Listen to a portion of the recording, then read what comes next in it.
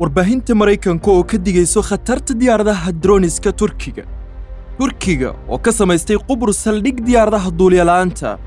Website-ka National Interest ayaa sheegay in Mareykanku ka digtoonaada khataraha isballaarinta Turkiga ee samaynta diyaaradaha duuliyaalaanta ah.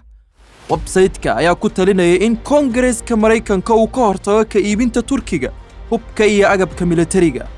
sidoo kale waxa uu ku baaqay in Qubrusta Giriiga loogu deeqo hubka Patriotka si ay isku difaacdo. falanqaynta ayaa lagu sheegay in xirada diyaaradaha duuliyaalaanta Qubrus ee uu sheegay madaxweynaha Turkiga in loo rari doono diyaaradaha droniska Turkiga ay mushkilo tahay.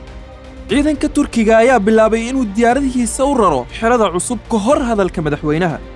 sida uu tilmaamay website-ka diyaaradaha droniska waxay awood u lahaayeen inay gaaraan 100 mayl horumarinadii ugu dambeeyay oo lagu sameeyay in ay u suurtagelin karaan ballaarinta awoodda diyaaradaha duuliyaalaanta ah. madaxweynaha Turkiga ayaa yiri waa ay inaga masayrayaan waxaana ka samaysanay Qubrus xarun diyaaradaha droniska isagoo intaa ku daray fariimaha aan ka soo dirayna Qubrus ma khuseeyaan jasiiradda oo kaliya ee waxa ay ku socotaa beesha caalamka oo idil.